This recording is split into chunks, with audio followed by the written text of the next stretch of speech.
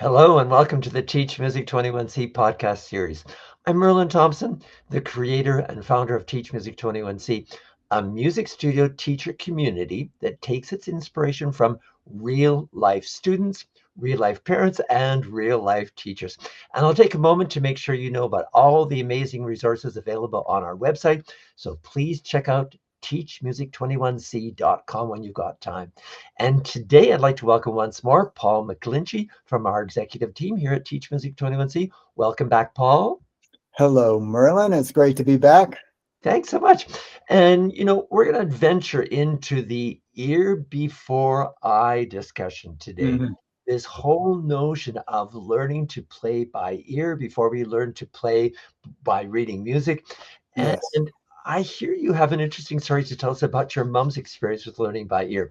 Can you share that with us this morning? sure. Yeah, I've got a parent story for us. It's when shortly after we got our piano when I was young, about 10 years old.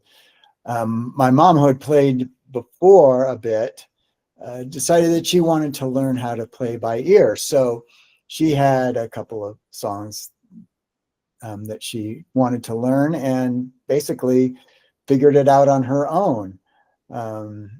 So anyway, that made me think of this idea of ear before eye, and I mean, she knew how to read music a bit, but really she figured those things out just through ear. Yeah, it's pretty amazing. And what I'm always really thrilled to read is all the literature that's out there from academic researchers and the research they're doing on the best way to help students to start their musical journey, start that learning process is always learning by ear.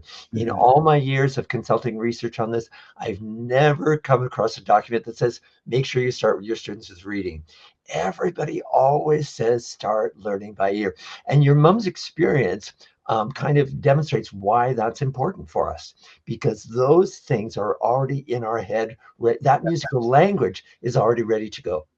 Yeah, and I know that there's been a number of times when working on other projects, say in musical theater, where you know people know the song or the melody or something like that, and I'm less familiar with it, and so they want me to play it just kind of off the top of my head. And so yeah, it can be frustrating not to have that skill. Yeah, yeah. And it's interesting then how we've traditionally thought about those two things about relying on hearing someone play it for you first and taking the score and actually figuring it out for yourself. And I remember a distinct part of my own childhood, my upbringing as a piano student, Hmm. and the teacher giving me a recording. But there was a caution that came with this recording. And the caution was, I only want you to listen to it once because I don't want you to end up imitating the recording. The recording, of course, was Glenn Gould. And, looking back on it, I think, what would have been so bad if I played as well as Glenn Gould? And what's the possibility that I would have ended up playing like Glenn Gould? Not a great deal. But it was just the notion that unless you're reading the music, you're not really a musician.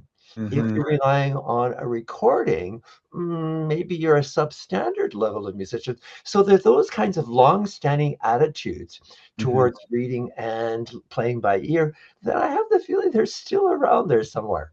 Yeah, and I think certainly the idea of imitation is something that young people or even any kind of beginner tends to gravitate to because, like you said, it's what's in their ear, it's what their Absolutely. experience is. And so an initial thing, whether they're musicians, dancers, actors, is they kind of start off um, emulating the people that they admire and like. Yeah, for sure. Yeah. Yeah. It's why kids end up sounding like their parents. You know, Indeed. because those phrases are in the house all the time. So the phrases, kids are the tone of voice, all those kinds of things. They pick those. Of course, everybody's got their own, authentic, whatever, personal sound and personal way they work through vocabulary. Mhm. But, it's always interesting to see how that environment influences, how we speak. We speak according, and the biggest example I can give is, accents. So, accents in a certain part of the country, nobody questions that. It's just like, okay, of course, everybody's going to have that accent here. And you go to another part of the country, and of course, they're going to have that accent there. Right. So, this whole notion, of listening first, I must admit, I had, I would say, a pivotal experience in my teaching career with Mm. the whole notion of ear before eye. And it was with two of my first students that I ever started teaching. So this is about 1977 or 78, maybe 79, just a long time ago, Mm. which then prompted what happened next. What it was, I had a family that was traveling around the world. They'd arrived in Montreal where I was teaching. They'd enrolled at the school where I was teaching. They were only going to be in Montreal for 6 months. And so they had a request that they would find a teacher who could teach their boys how to play by ear. Ah, Because they understood that the reading process was too lengthy and they yeah. couldn't make much progress with that. But learning to play by ear, yeah, they could get that going right away. Hmm. Hmm.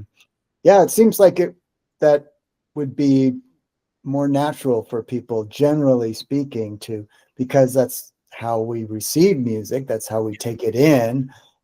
We experience it directly through the ear, and certainly many cultures, that's the way music is shared, and how people learn it. Yeah.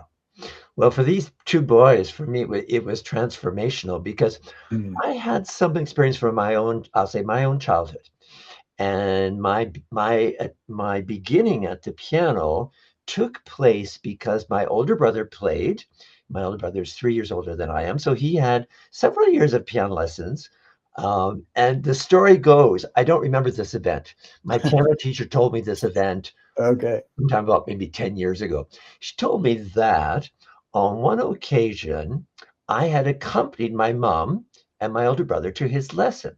Mm. My older brother had his lesson, and then as my older brother jumped off the bench, I jumped on, and the teacher was still, making notes and stuff.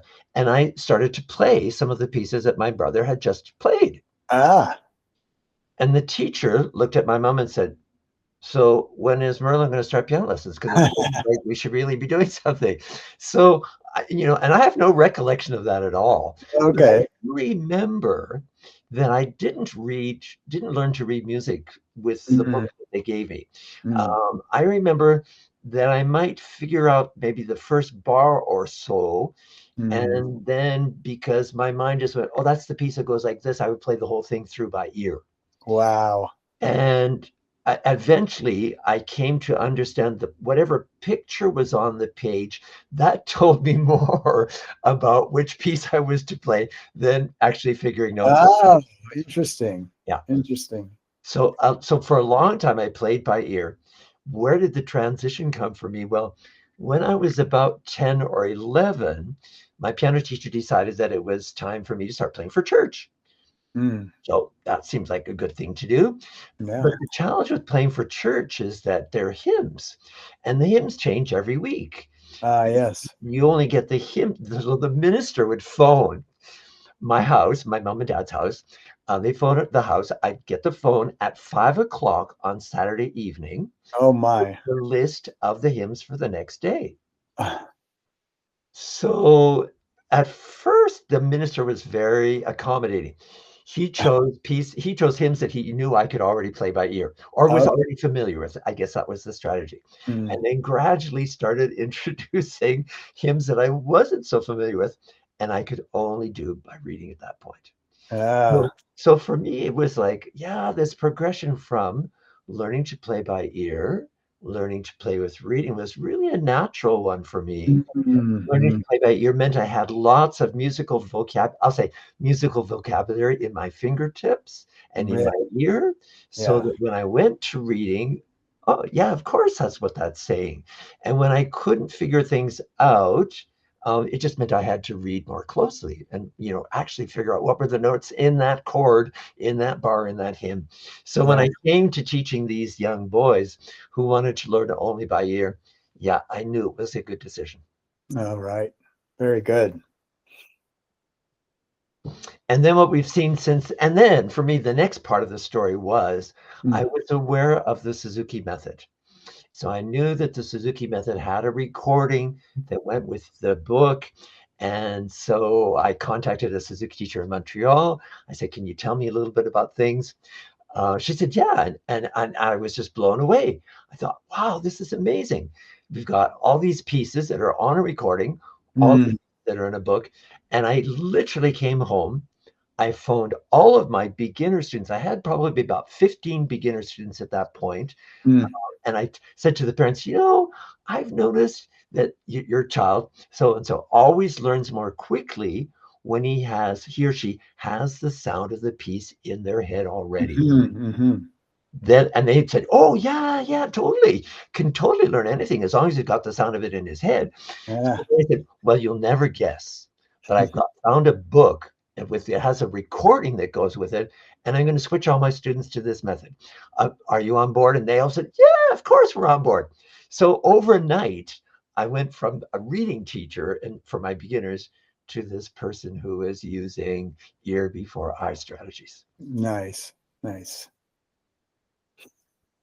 And in the years since that, I've seen how the Suzuki method's really had a huge influence because today, if we look at RCM exams, do they have recordings with their books? Absolutely. Okay. Yeah. Yeah. So Yeah. everybody understands, yeah, having recordings, having an oral resource is a good thing. Yeah. And when you're practicing, you really need to know, to be most effective with your practicing, you need to know what it's supposed to sound like before you know whether you're playing it right or not. For sure. Yeah, Yeah. that's one of the big advantages of having the recording is when you're making mistakes. That's right. Yeah. Yeah. And you can't fix mistakes before until you know that you've made them. Isn't that the truth? Yeah. Yeah. So this whole thing, this connection between ear before and reading is a strong one. I know traditionally, still ear-based programs are in the minority. I Mm. would say that they're only about maybe 10 to 15% of teachers you might be using the Suzuki method or Edwin Gordon's music learning theory. Yeah. Right. Other 85% are still using a reading-based approach from the very beginning. Mm. So yeah, we've still got some work to do. Got some work to do. Yep. So, for all of those of you listening in today, I want to encourage you to, um, if our topic for today resonates with you, I hope that you'll share it with your own music teacher community. This whole notion of ear before eye is a great process. I want to thank Paul for being here today. Thanks, Paul. My delight, Merlin. Thank you. And for everyone else who's joining in, we'll look forward to seeing you the next time. Bye for now.